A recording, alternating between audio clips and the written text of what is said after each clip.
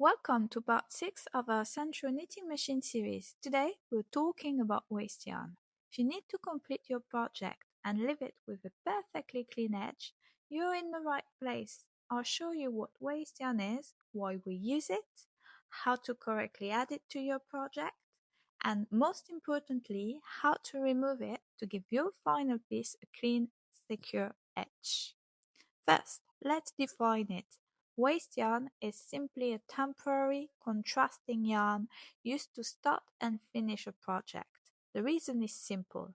It prevents those loose and uneven stitches you often get when starting. By using a temporary foundation, we can start the actual project cleanly, then remove the waste yarn later. The process to add it is pretty straightforward. First, cast on with your waste yarn and knit about 8 to 10 rows. The waste yarn should be in a contrasting color and about the same thickness of your real yarn. To swap yarns, stop right after the white needle. Lift the waste yarn out of the feeder and cut a long tail, placing the tail end into the center slot.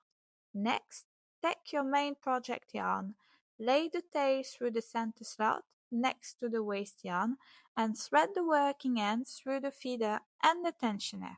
Reset your row counter and begin your project.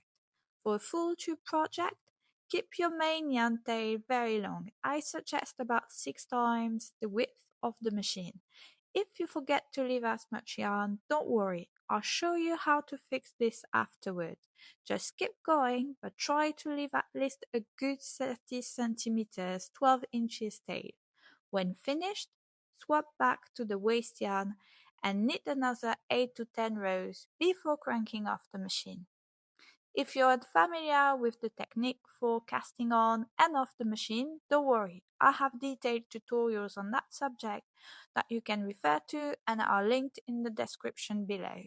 Once the project is off the machine, we can remove the waste yarn. To do this properly, we first need to secure the light stitches of our main yarn to prevent unraveling.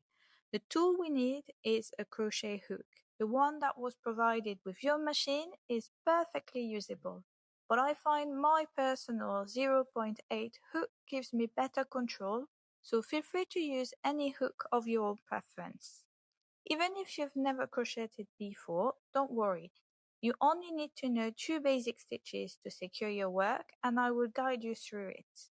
Let's secure the edge starting with the technique called chain 1. Take your crochet hook, insert it into the first live stitch on your main project yarn. Wrap the yarn around the hook, this is called yarn over, and pull that loop through the stitch already on the hook. That creates your first stitch. I'll now undo this step and repeat so that you can see better, but in real life you'll only have to do it once successfully. Insert the stitch, yarn over, and pull through the loop.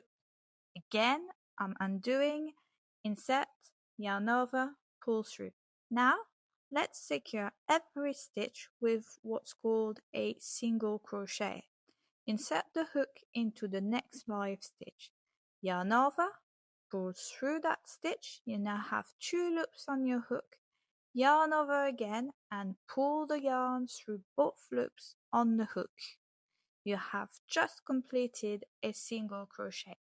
Repeat this action for every stitch around and I'll show you again with the next 2 stitches.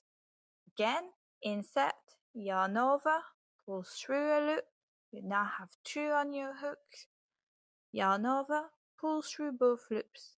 And one more time, insert your hook, yarn over, pull through, yarn over, pull through both loops. One thing that is very important, do not skip any stitches, otherwise it will unravel and leave a gap in your project. Go slowly, take your time and make sure every live stitch is cooked and secured with a single crochet.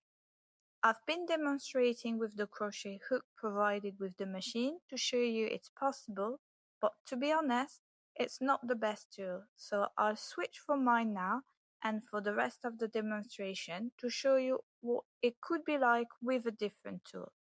In the event you forgot to leave enough length for your initial tail and are running out, Here is how you could fix this. Pull a long loop of the remaining yarn, take your crochet inside the 2 rings and pull through a loop of the new yarn you're planning to use. Do a few more single crochet stitches and then pull the loop out of the first yarn. That's it. You've now changed the yarn. I'll show you one more time how it looks like.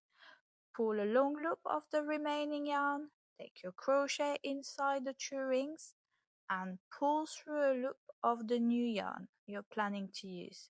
Do a few more single crochet stitches and then pull the loop out of the first yarn. You've done it again. Congratulations. By the way, you could use the same technique to change colors if you ever wanted to attempt something fun or different for the edges. Once you've secured the last stitch, if working in the round, you'll need this extra step. You need a slip stitch into the first live stitch, the one that you started crocheted in. Insert your hook into the first stitch you made, yarn over, and pull the yarn through the stitch and the loop already on your hook in one smooth motion. This closes the round. And now comes the very satisfying part, removing the waste yarn. Locate the tail end of your waste yarn. Gently start pulling the tail thread away from your secured edge at the end of the first row. Once done, the waste yarn will simply unravel row by row, leaving you with the perfect, clean, secured edge. Congratulations, it's been removed. If you're worried about the finished piece curling, that's normal for this type of stitch. This will just stretch on its own depending on your project. Alternatively, here is an example of a before and after using a simple technique called blocking. That can help. Just soak your finished project in lukewarm water, gently squeeze out the excess, lay it flat, and pin it to its final desired shape while it dries. This often relaxes the fibers and minimizes the curl. The one last thing that you will need to do now is to weave in the different tails.